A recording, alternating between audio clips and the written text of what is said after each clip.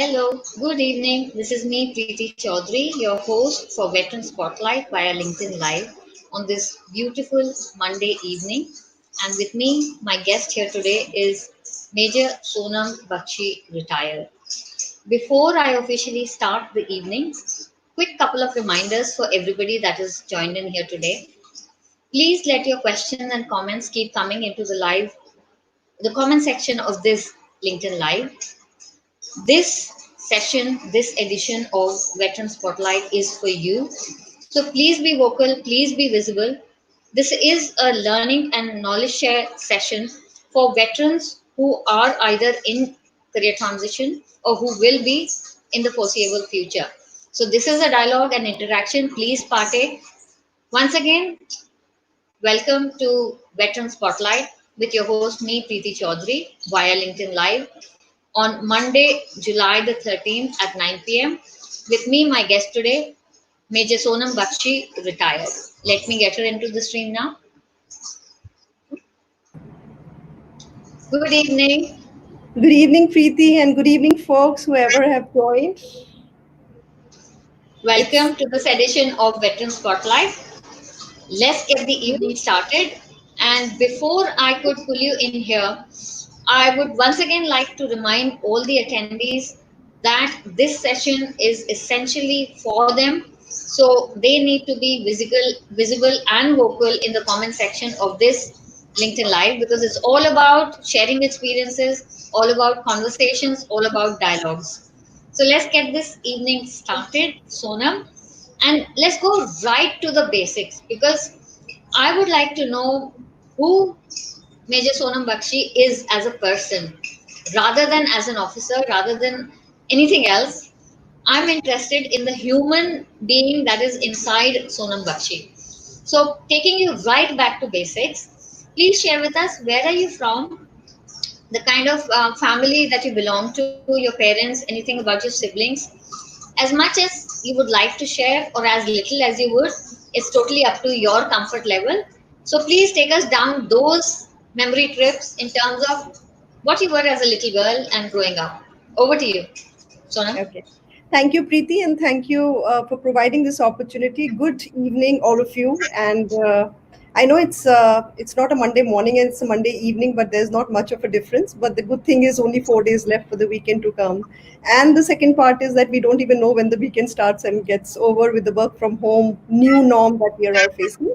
But thank you for joining in. A big thank you to all of you. Preeti, very interesting question that you asked. And today, when we were having this conversation, and I was actually trying to pen down a few things about myself, and then I said, really, if I have to really pen down things about my own self, there's something drastically wrong. So let the flow happen and let the questions come in, and let me introduce myself as the person I am without worrying about how will I be perceived as. So that's the new normal, I guess, for me. I belong to city of Taj, which is famous for Taj and me. That's what I always say. I belong to Agra. I've done my entire schooling from a convent of Jesus and Mary, which is St. Anthony's School. It's an all-girls school, which was a good, fun time of my life, which I'll never forget. Uh, I, I belong to a family where both the parents were working. My dad is a doctor, and my mother we lost her 5 years back, was a manager in a government emporium. Dad is a Jain, mother was a Rajput, completely different families, and marriage at that time was like, against the family wishes, and they did it. So I think I have more of Rajput in me and less of Jain, because Jain is typically very, very docile by and large community. So as a girl, I think what I remember and what my friends remind me of is always the joker of the class. I was very naughty. It's like if the whole class is punished, I'll be standing outside. If five girls are punished, I will be one of them. If one girl is standing out of the class, it will be me. So that's how I was. Why was I naughty? Is because normal is boring for me. It's always been, and I'm very, very curious, especially when I'm told not to do something, Preeti. It would just make me so curious that I have to get into the details of why not. To the extent that from a Jain family, I was told you're never supposed to have non-veg. And I actually made good relationships with my neighbor who used to make chicken and mutton just to taste that what is in it that I'm told not to have. So I don't know if it's a rebel or it's a curious person, but that's how I was. But I also felt that where I spent my entire childhood, the locality where we used to live, it was all government officers living there, and I got married from there, and I saw all my uncles and aunties actually crying like little babies when my vida was happening. So I've troubled them so much, but I think somewhere naughty kids also become the lifeline of that place and makes it a bit interesting. I have an elder sibling, elder brother. Sorry, Preeti, you're saying something. No, I was just coming to that only. What about siblings? You know, extended family is fine, but what about within the family, very close to you? Yes, Go on. I have an elder brother. He's also in the army, and I can say that he's the one who joined the army. He's elder to me, so he's the one who joined the army, and I went for his commissioning to IMA Dehradun. And that is the time I first time saw a lady in uniform. So I'll come back to it later about. So I'm just saying that about my brother because and he was and is being the ideal person in our family. Um, Amazing student in his school, always loved by the teachers, relatives, family. And somewhere I realized that there's no point even chasing this race because it won't work. It's like I went for my 11th and 12th in the school where he had studied. And when my principal had called me, the teacher took me there and said, "You know what, sir? This girl is Sankalp's sister." And he looked at me and he said that, uh, "Sankalp Jain, you're Sankalp Jain's real sister?" And my answer was, "That's what my parents have told me, that I am the real sister." Now, I don't know much about it. I got a caning that time. I used to get caning a lot. So he was always a very ideal person and ideal in everybody's life. Even today, he is. He's a great family man. He's a great army officer. He's been a great son and a brother. So that's Lovely. about my family. Sure. So it looks like a very sort of a nice relationship between, um, the brother sister. Tell me something about your school life. I would like to know. Okay, so standing up on the bench or being sent out of the class, all of that is fine in a day's work. How was it like being in an all-girls school and then growing up and getting mischievous? How was it growing up in that school? Tell us a little bit more about that, please. Yeah, Over to yeah. you. So, Priti, I think the best part about all girls school is that when you grow up, you're not conscious of what generally people are. What are the people from the opposite gender thinking about us? We need to impress someone. At least from my end, it was like that. That it's all girls school. I can speak anything. I can say anything, and even today. I hope somebody from St. Anthony's is watching it, somebody from my class group. Even today, the kind of bonding we have in that group is amazing. I mean, today, one girl has a problem, she would actually write down, and we'll all be there for her. Kind of an army spirit, not it's different, but a convent of Jesus and Mary is also all about the nun school. They're teaching us the values and having those moral science classes and how to be that little women who are very nice and sober to the whole society, and that's what we learned. In terms of academics, I would not study in my first term. I would not study in my second term because I just felt it's very boring. Just doing it and writing it down, to the extent the exam would be going on, I would be sleeping even if I would know the answers. I mean, I just felt, how boring is this? um, I think the third term is the time when I used to get really serious because my mother had told me that the day you fail in the class, I mean, you have to repeat the class, you're going to go into a Hindi medium school. And on the way back cycling, I would come back and I would actually see these Hindi medium schools, and I would know if my mom, being a typical Rajput, she would do if she's saying that. And I would say, okay, 10 days left, now the time to study, otherwise you're going to flunk. And in first term, second term, I would have flunked in a subject or two. Third term, it will be straight away 90% plus. So the teacher would also say roll number 25. And when I would get up, is that you? Just a minute, let me recheck the paper. Let me add up again. So that's what it was. But overall, I think I have the best memories from my school days. I think I was notorious, yet I enjoyed my school days to the hilt. I never wanted to bunk my school. because it was better going there.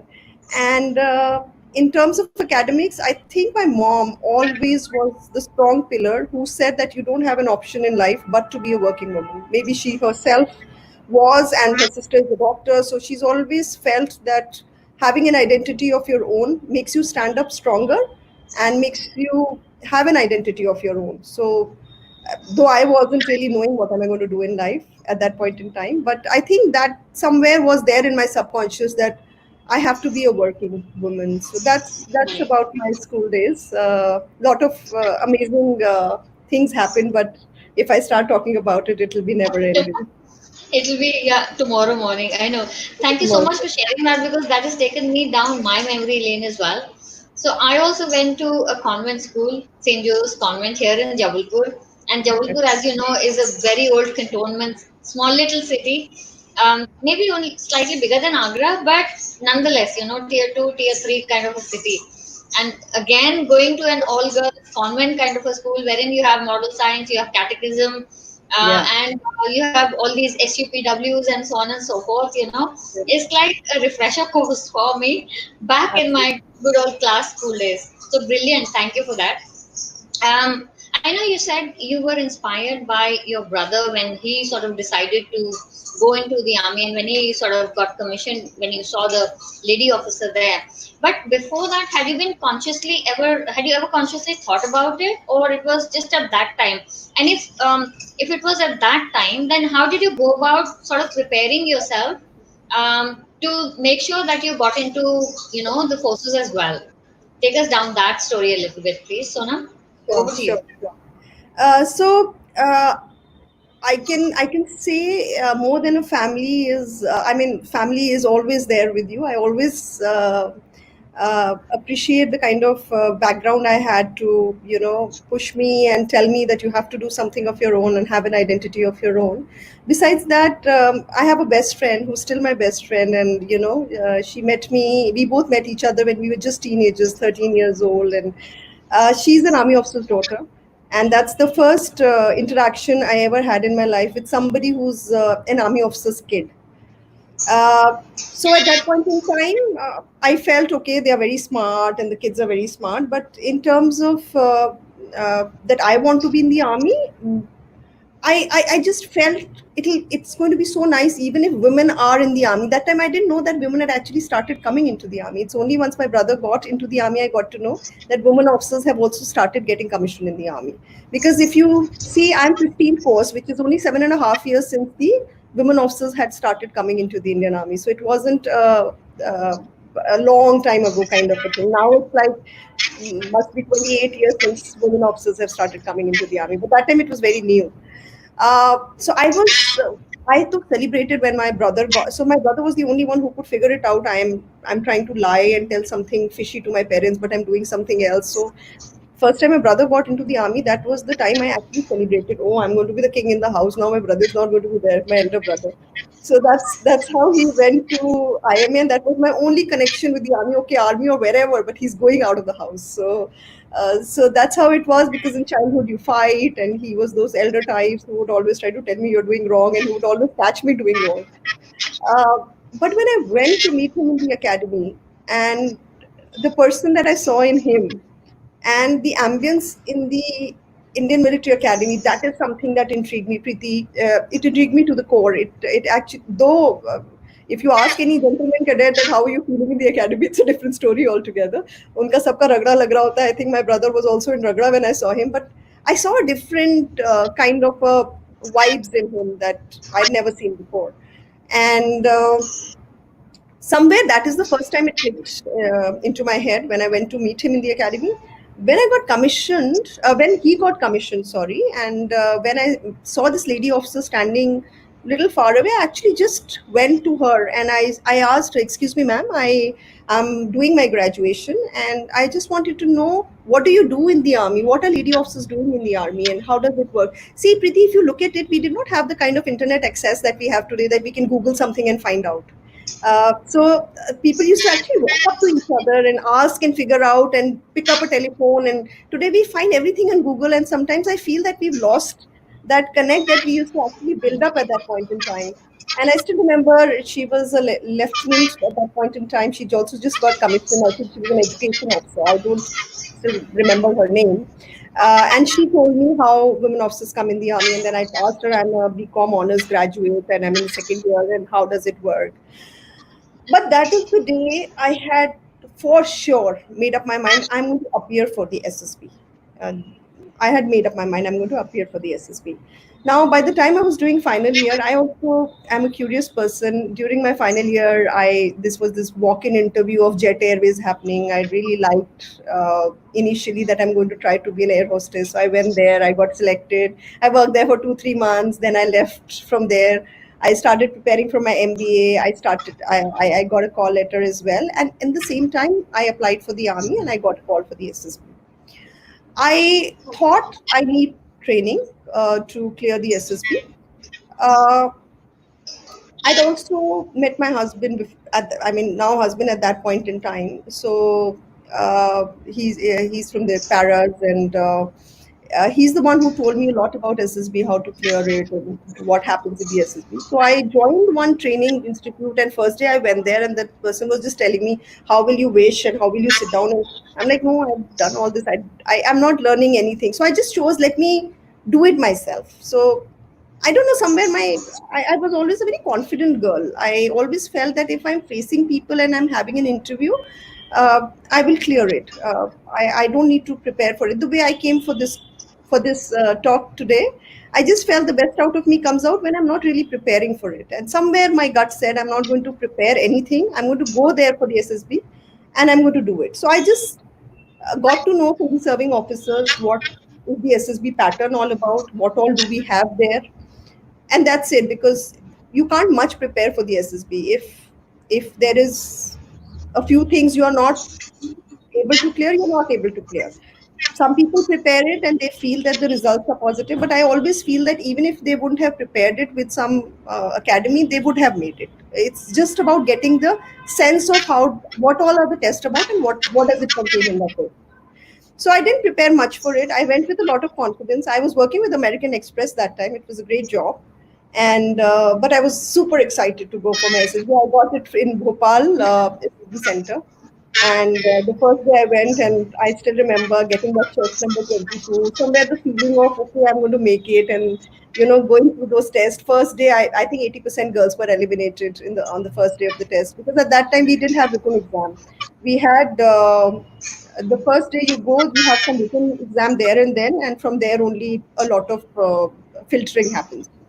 And then you stayed there for 4 days, and fourth day when your chest number is called out, and I remember my chest number was 22, so it was chest number 7, chest number 9, and भगवान जी सारे याद आ जाते हैं, the way how it works. And then it was chest number 22, and I was so happy. My family was not, my dad wasn't really excited about me joining the army. Now, since it's a Jain culture, and girls सोना फौज में जाती है, first child is already gone into the army, how can a girl also go?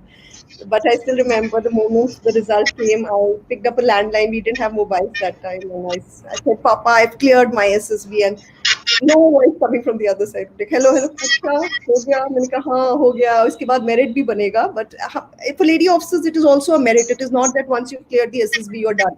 Because the other girls who got through with me, I think only two of us made it in the merit.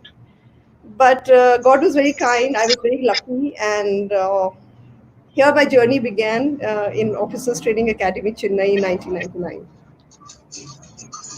Lovely, brilliant. This is, I think, this is a story of resilience wherein, you decided you want to do this, and you made sure that you left no stone unturned to get to that objective, which is like amazing, because this is what it is all about.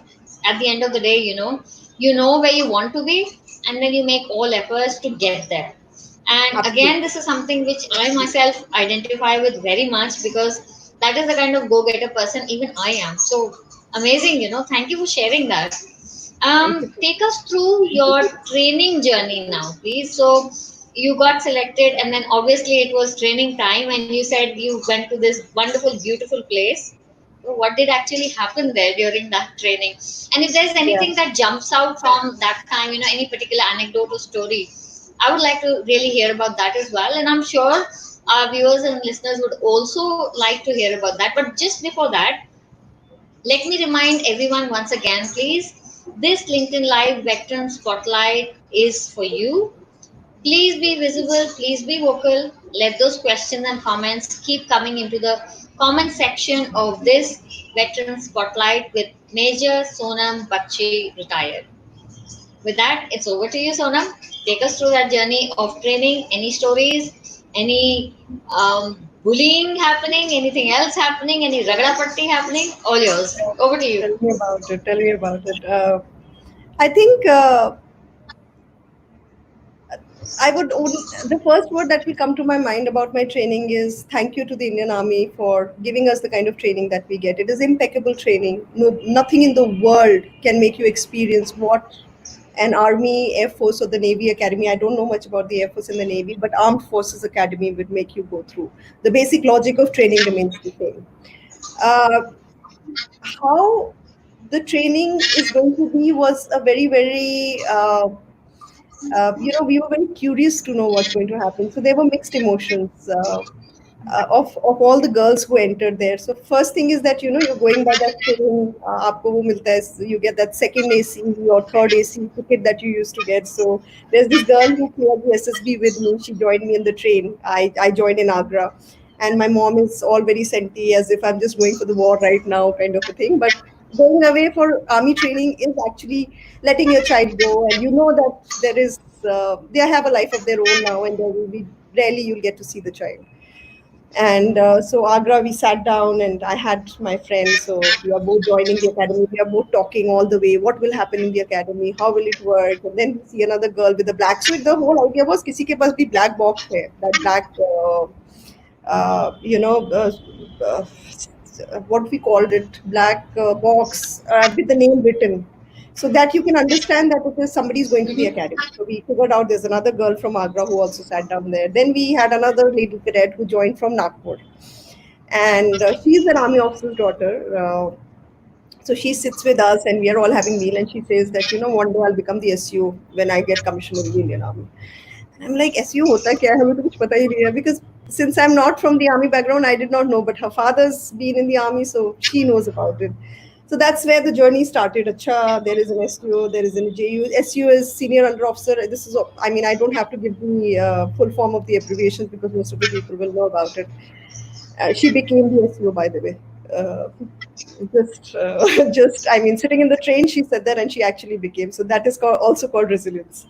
Uh, we went into the academy, standing in a line, everybody entering their names, and we go to our Zojila company. We had a Zojila company there for women. And this girl and I'm trying to figure it out, how can we both be in the same platoon? So we were divided into two platoons, Zojila 1 and Zojila 2. And we are trying to act very smart and trying to say, ki, what is the flow so that ek chhod kar ek khada hona hai, ya we have to stand in one line, how does it work? But obviously, the instructor there knows it all and done it all. There was this lady officer. I'm still in touch with her, a very respectful person, Major Sharma. She was the instructor and she was doing it. And she figured it out. These two girls want to be together. So we were in different platoons, given thing. And the first day we were all asked, okay, fall out and niche aaye. I think we were not ready for it or what, but one of the lady cadets fell on day one only. Bham niche. So we actually realized that standing and blackout. And then we started realizing ki this is the journey. This is going to be a part of the journey everywhere, wherever you go. And Preeti, what the whole academy was to make us feel that we can do anything in the world. We don't have an option. Discipline is not an option. That's what I learned in the academy. You can be a great runner, but if somebody from your team is lacking behind and that person is left behind, you are not going to live peacefully. You're going to get reprimanded for that. Uh, Academy was full of stories, but one of the things that I still remember in the academy, and that is something to do with the teamwork, which I always try and figure it out how to imbibe that in the corporate culture also. is going out for a route march for 40 kilometers, and while coming back, one of the cadets who fell off, and how see, everybody's very tired, everybody's very exhausted, everybody's feeling Yeah. very sleepy, and it's actually very difficult to figure out. Everybody's thinking about themselves because we are so tired. But in the Yeah. academy, you're never allowed to do that. And leaving that one cadet behind, and she came in after everybody. Nobody was with her when she walked in, and the whole platoon was given a second route march. A, because we had extended the time, we just went off to sleep somewhere in between. Second, we left that person behind. uh, that is the time I realized that whatever you're doing, you have to do it as a team, and you can't leave your buddy behind. You can't. We always had a buddy system in the army, so that Yeah. buddy was punished only, but the whole platoon was punished. That how can you let one person be behind and not come as one team? So that is something that I found missing in the corporate world, and that is something that I've always imbibed in my team in the corporate parlance. And I can be very proud to say that whoever's worked with me in my team is happy to join me back, and they always ask me, Sonam, if you have a vacancy, you know whom to. So somewhere down the line, it's not about me as a leader; it is about Major Sonam, who comes out to be the leader, which has been imbibed from the army days. Uh, and to be very honest, it's what is army? Army, it's junoon, josh, jasba, passion, dedication, love, attitude, commitment. It's not a profession; it's a way of life. That's what we learn in the army, and we do it very proudly. I mean, somewhere down the line, we are very proud to be a cadet in the academy, irrespective of the ragda that we go through and the tough times that we go through. So that was the journey in the academy. I remember my parents came to meet me, and that's a funny incident that happened. They came to meet me in the December Go on, time. tell us.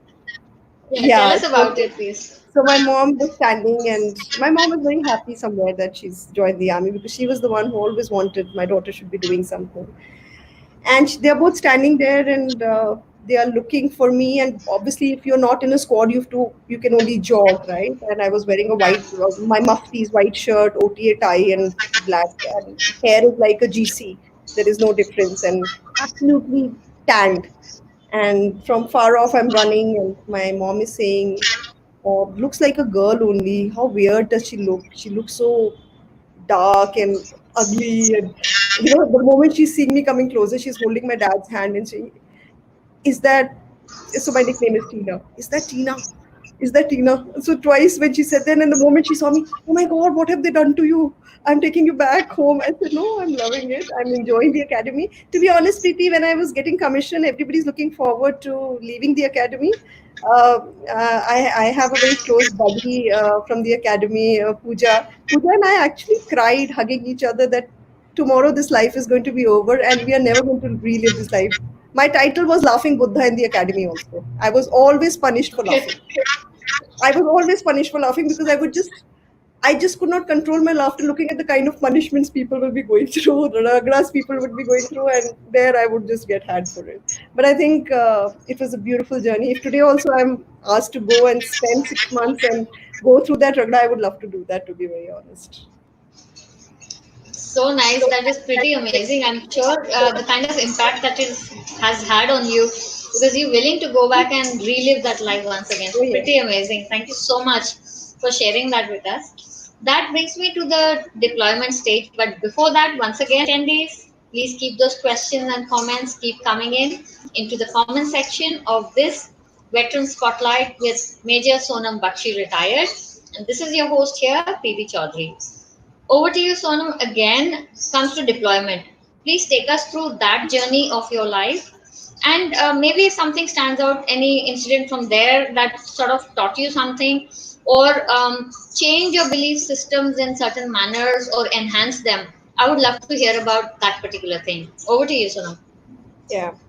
Thank you, Preeti. So, uh, I think we were in the very initial phases of having women in the Indian Army at the beginning.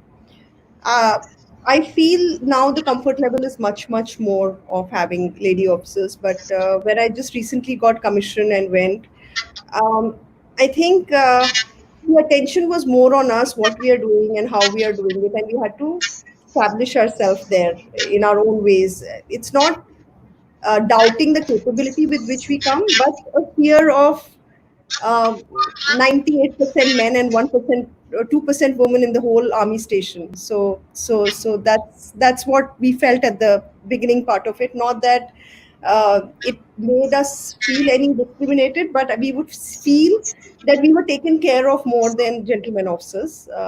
At least my first posting was Central Ordnance Depot, Agra. It was my home station, which I never wanted, but I was there. But I think everything has a reason. In the year I got commissioned, I got married as well, and in a short, so I have my kids who are the eldest in my course. So I had my son with in that tenure itself, and I have a daughter who was born when I was posted in Amritsar. Uh, so when I got commissioned in Agra, September 2001 is in March 2000 I got commissioned, and in September 2001 is when I was blessed with my son, and Operation Parakram started in the month of December, and I was recalled from the leave. We did not have the 6 months of maternity leave clause at that time. We had 2 months of maternity leave.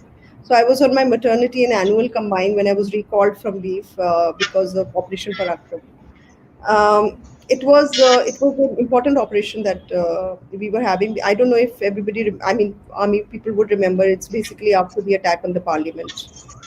And when I was recalled, my child was exactly 65, 70 days old. And that is the time when I rejoined work. And I was the sub depot commander of one of the biggest sub depots there. And uh, this there was a lot of civilian crowd that works in central ordnance depots, the Mazdoor class, and very few army men would also be there. So keeping them motivated and making them work through this time is something that really came out so well, because I was fresh from the academy and I just felt that I have the josh to tell these men that this is the day for which we've all been preparing. So don't make faces if we are here till 9 p.m. It doesn't matter. There have been times when we've always gone at quarter to four. You guys are out at quarter to four every evening. Now it will be 9 p.m., 10 p.m., but we will not give up. Our nation needs us. And somewhere I was going through my own challenge of managing such a small baby, leaving him in the morning at 7. I used to leave for the office and I used to get back home at 9:30 after my last truck would have left. Um, there came a time when my commandant also fell, because obviously his wife must have said she has such a young child, that he said that, you can leave in the afternoon. I said, no, this is not the time. I had that option. Army was very kind to accommodate that. But I felt this is the time I was trained for, and this is the time my country needs me. So, irrespective of what the challenges were, I didn't even had that option even once coming to my mind that I can't do it, and or I should give priority to my child. So somewhere when you're taking that antim path that your country and your men comes first, it's actually ingrained in your system, irrespective of anything. And that's what I feel each and every armed forces person would resonate with at this point in time. So that is one thing I'm really, really proud of. In spite of having the option, I did not take the option, and I felt immense amount of pride, irrespective of, at times I used to be pretty signing S, because Fauj mein, it's always like signing the papers. I would be writing S and I would just kind of doze off, because I would have slept for 3 hours, 4 hours, feeding that small child of mine. But it didn't matter to me. I said, it's okay, I'll get tired, I'll stand up and sign, but I will not go back before I get all the work done. And from there only I felt that it was imbibed. I didn't have to do anything. The training had imbibed that in me. So it was a given thing. And it's not only me, the whole depot, the whole COD Agra was working from morning to late night and making it happen. Sab mein josh tha. And that is what I loved about the forces. We have that josh, junoon, passion, whatever you call it. Even today when I talk about it, you can see that junoon on my face if I'm not wrong. And that's always there. That's what army teaches you. Uh, After that, I went to Amritsar. From there, I went for my junior command for my bios young officers course to Jabalpur, your hometown, and learned a lot. Amritsar was a great tenure again. I was earlier in a infantry div, then I went into an armored workshop as the OICTSF. Learned a lot. There were a lot of difficult situations that used to come. Uh, but that's what army is all about. All you need to do, I always feel in the armed forces, all you need to do, and what at least I followed, look after your men, look after, keep them answerable, yet keep them, and they are all motivated. Live by example. What you expect them, and that's what we are taught in the academy also. हम लोगों को साथ साथ क्यों, why are we asked to dig a trench? Because tomorrow when we tell our men go dig a trench, we know how much of hard work it takes and how many hours it takes. So be realistic in defining that. And that's another thing that I learned in the army is treat people the way you want to be treated and give the work knowing how much will it take, and don't expect unexpected deadlines and timelines. So that is it. And then came the time when I was I'd gone for my resettlement course while serving in IIM Indore, and I felt that Just hold on I to that. Just hold on to that. yeah. Hold on to that for thought for a minute, Okay. because at this point in time, I would really like to say, first of all, thank you so much. For having that little baby and then not taking the option of the easy way out, and doing something for which you were trained for all your life. So Naam, Namak, and Nishan, I think those are the three things that every armed forces person lives for. So kudos to you for doing that. Thank you very much, and at the same time, thank you for your service as well, Thank you. Sonam. Preeti, the But honor is all mine, but beautiful thank you. journey, and thank you. So very inspiring sort of journey, in terms of what all happens. And I can totally understand where the Fauji kids get their flexibility, the adaptability, and the resilience from, because if your child was at 65 days, 70 days, and if he was there by himself and you were going away to work and coming back, and, his childhood pretty much, the first 10 years at least of his life while you were still serving, have been like that. So, I mean, kudos, to the entire system of the military way of living, whether it is the person that is serving, or the family, or the kids, or the spouse that is sort of, it's a lot of give and take, I would say, both ways. Absolutely. So, Absolutely. brilliant for that. Now, that brings me to, that same question that you were sort of almost starting about. So, short service commission is pretty much time bound. And say Yes. after 10, 12 years is when you need to start thinking about transition. So, please take us through that journey in terms of, did you do any special preparation? I know there is a resettlement course that is offered by the government and by the forces. Yes. But apart from that, was there anything else special that you did to make that transition smooth for you? Is there any regrets in terms of, if I had known this at that time, it would probably have been better? Or is there a way in your mind you think if people are transitioning now, they can think about these one, two, three things? So please take us through that journey a little bit. Sure. Over to Sure. you, Sonam. Thank you. Yeah. So I had my second child, my daughter, born in Amritsar. So now I was fully loaded with two kids. And being married to a paratrooper is special forces is also called separated family because they're generally away, and they actually see their kids only growing up and during the vacation. We both felt that it is time for one of us to have one stability, because I would also had to go to a field formation, and rightly so. I can't say that because of two kids I can't go. If that's a choice that I've made, I will need to go. But at that point in time, I just thought with two children, one of us have to be stable. If the other person was not in something like paras, then maybe it would have been a little different ball game altogether. And to be honest, women officers did not have a permanent commission at that time, and that is something that made me actually feel that what after 14 years, at that point in time maximum you could serve for 14 years.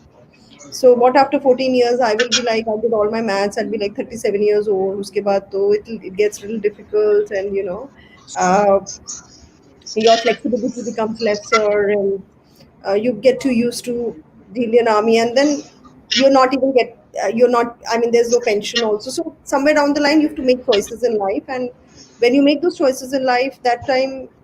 you have to figure it out that what is the best in the overall scheme of things. So, to be honest, I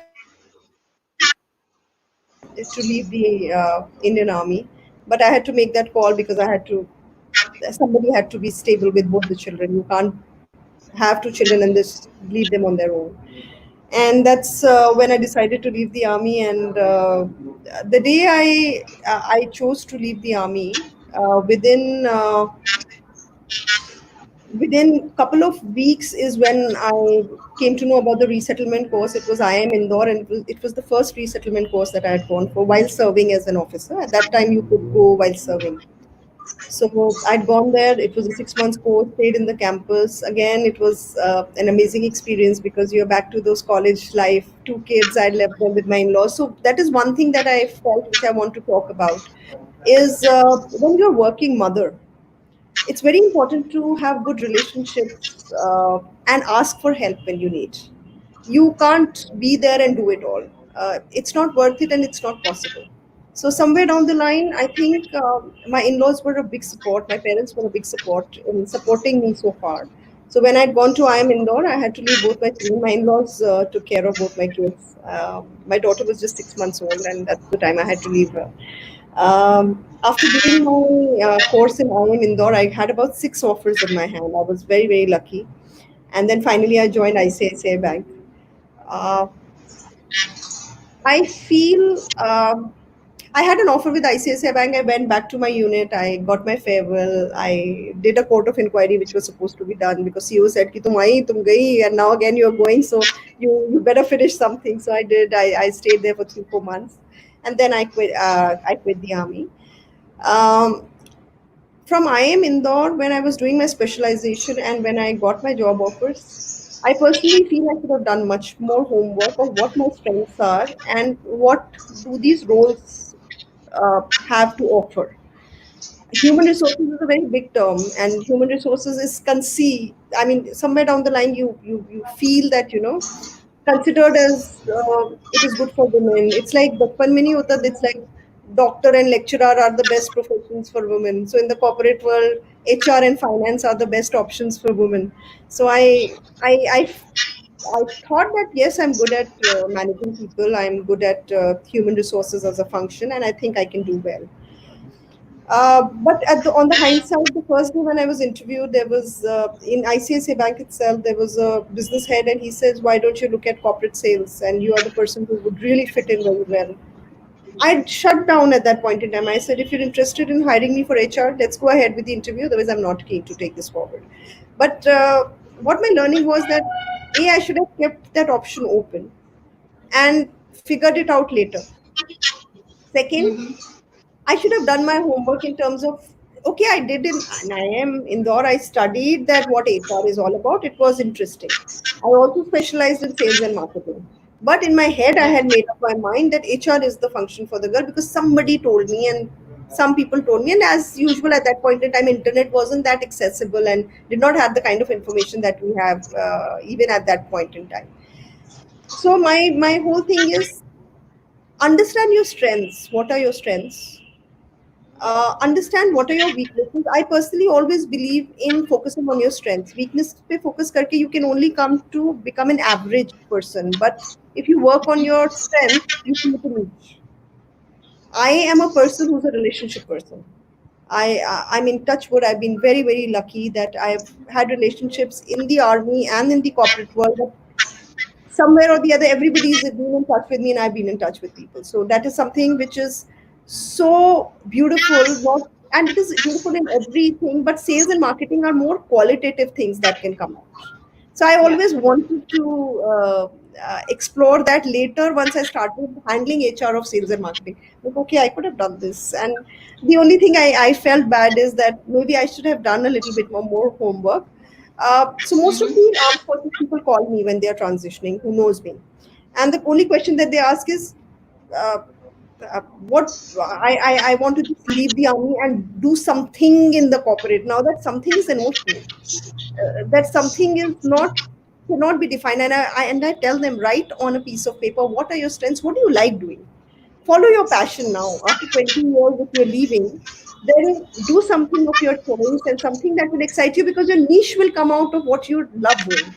If you try and figure Yeah. it out, oh, this is not my, and you have to be very, very flexible. The good part is, since I had only done 7+ years in the army, my flexibility was very high. And from day one, I was of the mindset that that's a choice I have made. I have no points of complaining. वहाँ पे तो I had a clerk who used to do everything. Here I have to take out my own printout. And, oh, that's a choice I made, right? So that's one thing that you all have to keep in mind whoever is transitioning, that it's a choice that you have made. And to be successful, stay happy and positive, and do your homework before going. And once you get there, it's like a war. Start it off and hit it off.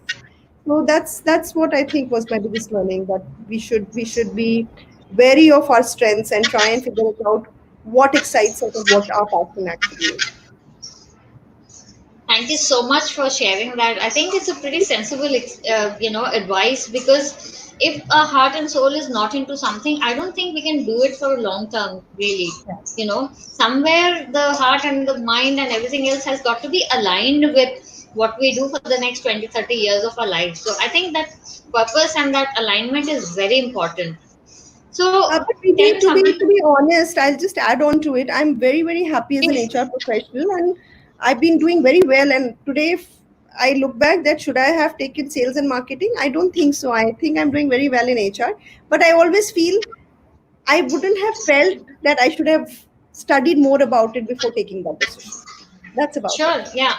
So, yeah, your only regret is that you did not actually explore, and you feel now you should have done it that time, and that could have sort of given you a better perspective in terms of, had you give you a taste of sales and marketing as well, and in any case, you would have gone to HR, because that was where your heart was. Correct. So, tell me something in between all of this. Where and when did Mount Kilimanjaro happen? Oh, you've read my profile, huh? So okay, so it started. So I was telling you about my best friend who happened to be my best friend since the age of 13 years. We were 13 years old. So we've grown up together. So I will give the credit to her that she would never let that adventure in us die, because she's double curious than I am. I only thought I am curious. She's broken all records of my curiosity. And she's the one who first took me down to scuba diving. So we went to Thailand for a first girls' holiday together after I joined the corporate world in the year 2010. So she's a rescue level scuba diver. I did my PADI level 2 scuba diving there. Amazing experience underwater, and that is one experience that made me realize that uh, it's a beautiful world, and if you don't explore, you'll never ever see it. If I wouldn't have gone under that water and wouldn't have seen such a beautiful life there, I would have never experienced it. It would have only been on National Geographic Channel and not really experiencing and touching those beautiful creation of God. And post that, so 2015 was a very tough year for us. Annie, my best friend's name is Annie. She had lost her Marcy, younger Marcy, on cancer, and I lost my mother the same year. My mother also just passed away in a sudden health issue. And t- I mean, at that point in time, I was very numb, because I actually realized what death is, and none of us actually realize what it is till the time somebody of your own leaves the world, right? And I was going through my own tough phase, and somewhere down the line, Annie only made this plan that, instead of going out for a holiday, let's do something different. Let's figure out if how about Kilimanjaro, and that excited me a lot. Though at that point in time, we thought with this kind of money we can go to Amsterdam and Paris and some other place, because it's not easy. You have to buy everything. You have to have a whole team to take you there, etc. But we made a choice, and that is how Kilimanjaro happened, and it was a beautiful experience, Preeti. What I've learned there, I thought that learning is just a journey. When you were in the academy, you've learned enough. When you were in IM, you've learned enough. That is the time I realized that life is a learning journey. And the things that I learned in the Kilimanjaro trip is something which is amazing. I mean, I think it was day one or day two when I actually started feeling कि यार ये तो हम we've not come to the place where I wanted to be. And I've kept cribbing to the person who was taking us, our guide. I'm like, you said that it's 2 hours walk, it's been 4 hours, and we can't. He just kept his bag back, and he said, "Listen, you go back. Who asked you to come here?" I'm like, "No, it was my choice. I came here as it was my choice." Uh, he said, "You have to take one step at a time, and you have to have a positive mental attitude because it's a choice that you made to climb this mountain. If you keep cribbing like this, there is no point of going."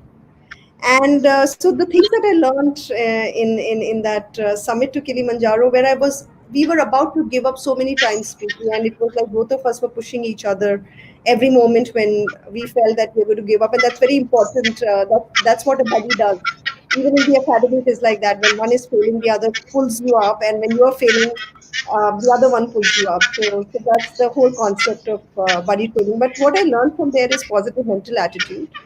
What I also learned from there is 6 days to climb up and 1 day to come down, which is so much of a reality in our real life. Uh, you never say die attitude, which is also something that I learned from the army. And there is no retreat, no surrender there. One step at a time, which is called pole pole in the local language. Teamwork. As a team, we were walking together. One can't be left behind. I also learned focus and reinforcement. Ignoring pain and blocking the discomfort. It is a choice that we make. If I want to keep focusing on that, it is very cold, I can't take this cold, my feet is hurting, I think I will not be able to be in that moment. And that's what I learned on focus and reinforcement there. I also felt that how important it is to plan and be prepared for something like this. Harmony, synergy, and cheerfulness is something that always helps, is something that I learned there as well. Uh, I always feel that life is a mind game, and indeed is a mind game. There is something that I learned, and push your boundaries to know your capabilities. That is what Kilimanjaro taught us, and I will keep learning. I have so much to learn. That's what I learned from Kilimanjaro. Brilliant. That is so amazing. An open person with a flexible mind that is still willing to learn. I think kudos is the only word that I can have for that, because I believe personally as well. While you're learning, you're growing. When you stop learning is when you actually rot and you're finished and done. Absolutely. So that, yeah, brings me to an observation. In the last 10 years, you worked for several corporates like, ICICI Bank, you said Amicorp, you worked with Wipro, you worked with Clicks, and now you're with Apple, which is a great place to work, kind of a company. I'm sure it's wonderful working there. But what I'm trying to get at is, in these last 10 years, all the transferable skills that you've had from your forces days, from your academy days, have they been any helpful at all in terms of doing your day-to-day job? And have they stood you in good stead in terms of being able to, exposed to so many skills like leadership, like planning, operations, people management, finance? So has that background helped you at all? And how has that sort of helped you to do your corporate job in probably a way better way than the rest of the people? Over to you, Sona. Preeti, for me, I always feel attitude is more important than the knowledge and skill.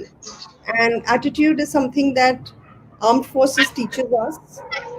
There are a lot of things. We work with a lot of passion and josh and junoon, which is something that we learn from the army. And it is something that is an amazing attitude to have in whichever space you are in life. Even in the corporate, if you're a passionate person with a lot of josh and think, it becomes your way of life, it only energizes the surroundings and ambience. And people would love to have you around, that this person brings a lot of energy and passion, a lot of positive energy. So that is something that I've learned from the army, which I try to imbibe in the corporate world. And even when the business heads come to me telling me a problem, I think what I learned in the army, there's a solution to everything. And I listen to them because I always tell them that you need to respond and not react in tough situations, because that's also something we've learned in the army. So, listening to the understanding the problem and solving those problems is something that army taught me, which I still imbibe in the corporate world. Discipline is not a choice, what we've learned in the army, which is something that in the corporate world, when I actually moved in, and if 9 a.m. is 9 a.m., my team actually started moving into a discipline mode. I could not become an indisciplined person. So it was a given thing that if Sonam is called for a meeting at 9, it is going to be at 9. AM or PM or whatever. PM generally नहीं होता 9 AM. I personally feel one of the options that people think is there is another option. I personally feel you have to not give up on what you're doing because that is not an option. That is something that I feel even in the corporate world is very helpful. The thing of I do you have it in you? The army caption is I feel I have it in me and I can do it, which makes me keep going and keeps my keeping my team also in the same spirit is something that is very important. Uh, Another thing that I feel is I'm very fearless. I can call anything what it is supposed to be called without being fearful about what the consequences will be. I do face repercussions of that as well sometimes, but I feel that's me and I'm proud of it. I think attitude of never say die is what resilience is created in the army, which helps you and I can do it thing is always the most important thing. And the saying that when going gets tough, tough gets going. No space for small things is something that that army has taught me. In fact, it's something that I'm sharing, which is not a part of your question. When we speak, I can proudly say I'm not only an army warrior, I'm also a cancer warrior. I was just Uh, going to come to that. Sonam, give me a second, please. First of all, thank you for sharing those insights. That being in the forces does sort of get you set for any kind of life that you ever choose for yourself, whether it is going to work for somebody else in the corporate world, or whether starting your own journey of becoming an entrepreneur, or whatever else that one might choose, a veteran might choose. The doors are all open, the road is all out there. It is just a matter of being adaptive, being resilient, and being open to suggestions and learning and unlearning that will take somebody the long way. One and quick reminder. Preeti, one more thing I would like to add here: Sure. acknowledgement that we made this choice. The Yeah, moment we have that acknowledgement inside our head that this is the choice that we made and we've come here with our own choice, brings a different perspective and different experience altogether.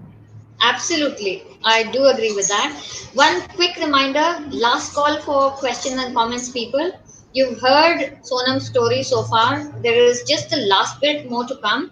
But please, please put in your questions and comments because I'm going to be getting to it in the next 5 minutes or so. So, this is your last call. And coming back to you, Sonam, um, so yeah, we were talking about you being a warrior, but then in your own personal life, you have fought another war, and Yes. that has sort of tested you in more ways than one that you could ever imagine. Yes. So please share that story with us, and in terms of what has that taught you, and where would you go from here? Over to you, Sonam. Okay. Thank you, Preeti. So I call this journey. My poison is old monk. Generally, army people know what old monk is, the dark rum. So my journey here, I call it as from old monk to a young monk. Because obviously in cancer you lose all your hair, and I actually looked like a monk when I was going through it. So I got diagnosed with ovarian cancer in 2019 in September, and it wasn't easy news to digest, and that to stage 3C, last of stage 3, and next is stage 4, which becomes very difficult for people to cope up from it. So within a span of 3 days, I had gone through a 12-hour surgery and PET scan, and wherever the cancer had spread was taken out. And obviously, I had to go through my 6 cycles of chemo. So I think initially when all this was happening, till the time my surgery happened, I was living like a robot.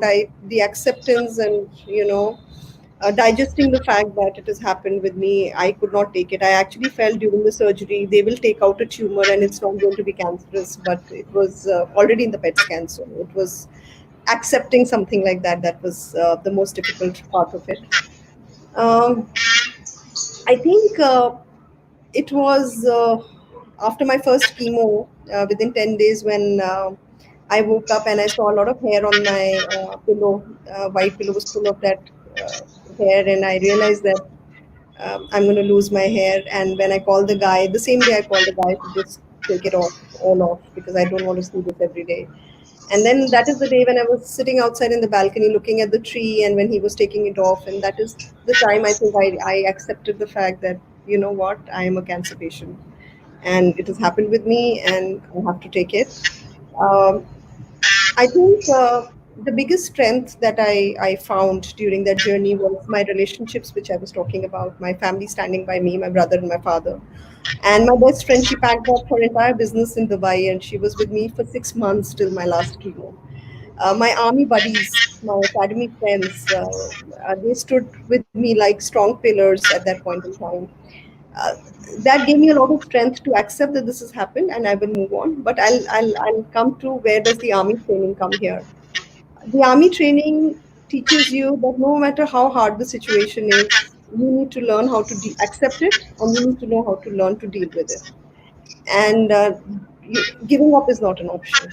And I think somewhere from by me, I just started taking it as how blessed I am that in spite of such a tough situation, I have people who have shut down their business. My dad has moved everything with me. My friends are there standing like a strong pillar. My school friends, my business heads, my army postmates after academy, I met them in coming home to see me.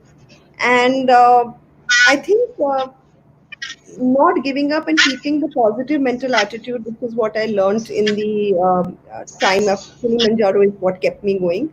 And one thing that I learned about myself is, which I want to share with everybody here, uh, we have to stop judging ourselves and saying I'm not good enough. That's what I learned about myself. But somewhere inside, I always felt I'm not good enough. And that is what creates a lot of resentment inside, a lot of stress inside. And actually, if you try and recognize your own self and have that self awareness, so that's why I said from old monk to young monk, I'm speaking a little that ways. But that is what I learned, that we are good enough. We have a lot in us, and we have so much to be grateful about. That if you start looking at life in that perspective, you realize you're good enough and you're proud of yourself. So that's my learning from the cancer that I wanted to share with everybody. Thank you so much. That was like, your very core truth, and I'm thankful and with gratitude to you for sharing that with us, because that is something which is very internal. Not everybody has the courage or guts or gumption to actually be open about it. And kudos, and I hope and pray that you're feeling much better now, I'm and absolutely that you fit. Thank you. perfect, you're fit. Lovely. That is so nice to hear. So thank you for sharing that. And amazing journey so far, Sonam. I have learned such a lot from you in terms of all the peaks and valleys and all the lessons associated with that. It has been brilliant talking to you today.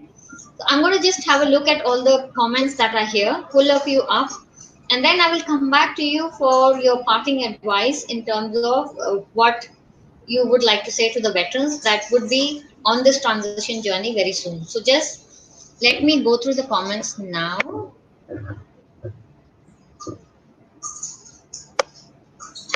So yeah, this comments here. There's questions probably not here. So there is Sneha Sharma here saying, Major Sonam, great story. Thank Thank you, you. Sneha, for that. Then there is Bhavna Govil saying, inspirational and inspiring. Thank you. Then there is another friend of yours, Captain Sangamitra Goredi, saying, great to hear about you. And then there is Captain Pandey. He's probably commenting on to something that you have said, and he seems to be agreeing with that. Then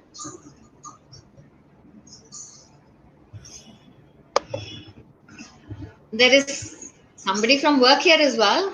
Yes, There he is. I know the gentleman very well. Thank you, He says, Parish. wow, I'm sure they're listening to your story. Yes. And then there is Sneha back here again, who says, being an army officer's daughter myself, I have completely felt each and every word spoken by Major Sonam. That's so nice of you, Sneha. Thank you Thank for you so that. much. And then we have Gautam here, who says, Sonam, how do you go about inspiring your team members on never giving up in the face of odds? Just to put things in perspective, Gautam is also a veteran who has transitioned twice over, and he is working in a corporate manufacturing sector right now. So I'm sure this is something that he would like to learn from and take away for his own team. Over to you, Sonam. Yeah. Thank you. Interesting question, sir. Uh, so one of the things what I said earlier also, one of the principles that I've always followed is treat your team members the way you want to be treated, and that's what I've done with my team. I've never been disrespectful because I don't. Somewhere in the armed forces we also get a little harsh, and the kind of people that we are dealing with are very junior in terms of ranks. They are either JCOs or ORs.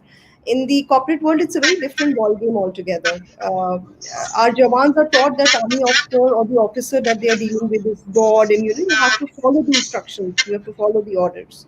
It doesn't work like that in the corporate world. And if you try to follow that as a principle to keep your team up and motivated, it won't work. So my whole theory was that I want to treat my team the way I want my manager to treat me. So I was very respectful to them. I understood their strengths. I think that's something that always made me a unique in my leadership style. The easiest thing is, as human beings, also is to take out the weaknesses of people. It's the easiest thing as human beings also of figuring out what we don't have. It's like as simple as that. So one of the things that I always felt is that every team member has strengths. Try and build on those strengths and show them the path if they keep working, and act like a mentor for them instead of and being an autocratic boss. The armed forces is slightly autocratic because the organization size is so big that it has to be autocratic. It doesn't have a choice. But in the corporate world, it won't work. So that's how I keep my team motivated. I bring out that strength in them. I tell them that this you could have done better, but I will more so give them points in their performance appraisal also on the strengths that they have built on. And one of my belief is that if you work on your weaknesses, you will only come to a very mediocre level, average. You will average out. But if you work on your strengths, you create a niche for yourself. I'm reiterating this point, and that's what I tell my team members. And that's how I felt my team always felt motivated, and they never made a face, even if I said that tonight we'll have to sit till 1, but we have to deliver this. And even today, if I go somewhere, leaving an organization, the first thing that they say is, Sonam, take us with you. So I think that's worked very well. And I feel very connected to my team, and my team feels very connected. That connection is very important. They should not consider me as their boss only. They should consider me as their mentor and guide. And that's what my job is. My 80% job is to manage my teams. 20% is just presenting what they have made up to the higher next. That's my belief. Thank you for I that. hope I've answered you, sir. I'm sure you have, because there would be takeaways for Gotham. And here is somebody that you'll be delighted to see. First of all, Annie, thank you so much for being the force that you have been in the most crucial part of Sonam's life. And here you are saying, awesome journey, power to you always, Tintin. Do you want to say something to Annie? That's she's my best friend, my soulmate in our journey with each other, and I'm so glad that she was watching this today. I'm super excited. Thank you, Annie. Brilliant. Thank you, Annie, as well. So here is Gautam saying, "Bang on Sonam, correct." So it seems to have answered, his question of what he asked about his team. So with that, I'm coming to a close of this evening. And my question, my final question to you, Sonam, would be, what would be your advice to the veterans who are going to be integrating very shortly with corporate life? So, what are a couple of things that they should not do, and what are the couple of things that they should keep in mind while they are getting themselves readied for this veteran corporate integration? Over to you, Sonam. Thank you very Sure, much. sure. Uh, Interesting question. And sorry, are you saying something, Preeti? Did I miss out No, something? I'm not. Okay. Go So ahead. in my whole evening today, I did bring out a couple of points on things to do and not to do, but I would like to summarize it because that's what will be the key takeaway. Uh, be very sure what are you looking for in the corporate world. What is the reason that you're leaving the armed forces, and what is it that you're expecting in the corporate world? Do your research and figure it out. That is it actually true in the corporate world what you're imagining right now? Do your homework well. I think just take a plain piece of paper and write what your strengths are and what do you love doing. Most of us are not even self aware of what excites us. I'm being very, very honest and candid. I think I wasn't, and that's why I'm sharing it. What excites us? What is our strength? If we want to really drive down, and what is our weakness? It is okay to have weakness, and somewhere down the line, acknowledge, okay, this is my weakness, and then pick up your choice. That corporate is a big ocean. What in the corporate you want to do, and why? That answer should be very clear when you quitting the armed forces and moving into the corporate world. That's the first thing that I feel is very, very critical and crucial for all of us. What you should not do is don't stay rigid. Uh, the day you choose to join the corporate world, it is like a child going to a new college or a new university, or the way you felt how to adjust in the new place, new environment. You will have bosses who will be much younger to you with IIT, IIMs, etc. But these are the things that you're aware of, and still you made the choice. So every day, there, go that okay, I'm on my learning journey, and be very flexible and take every experience as a learning experience.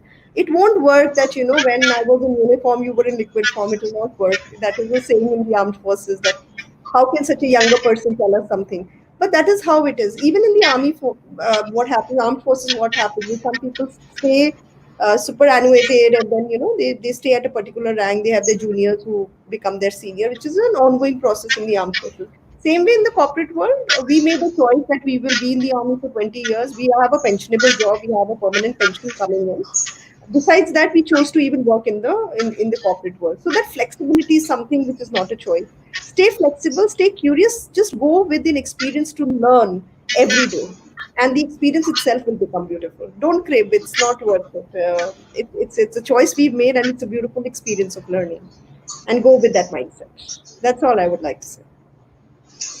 And don't Absolutely forget your brilliant learning point. in the armed forces. Please implement them in the corporate world. We've learned a lot in the armed forces, and that is what will make you unique in the corporate world. Remember that. Absolutely brilliant points, like I was saying. Totally, there are skills that can be transferred from the forces into the corporate world. It's just a little bit of tweak here and there, that it is very contextual, when you step into the corporate world. So, absolutely wonderful advice right there. With that, we have come to a close to this evening. I would like to say my thanks, first of all, to everybody that attended today, especially to you, my dear Annie, for being here all the way from Dubai or wherever in the world you are. Thank you She's so in much. Dubai. Thank you, attendees, once again. Thank you, Sonam, for coming and talking to me on Veteran Spotlight by Preeti Thank you. Chaudhary. Thank you. Thank you to Colonel Amit Verma, who's not here today, but for all your back end work and support in curation. Thank you to Echo Events for streaming this for us. With my guest, Major Sonam Bakshi, this is Preeti Chaudhary, your host for Veteran Spotlight, signing off. Until next time, please be safe and stay indoors. Thank you very much. See you Thank soon you. again. Thank you. Thank you.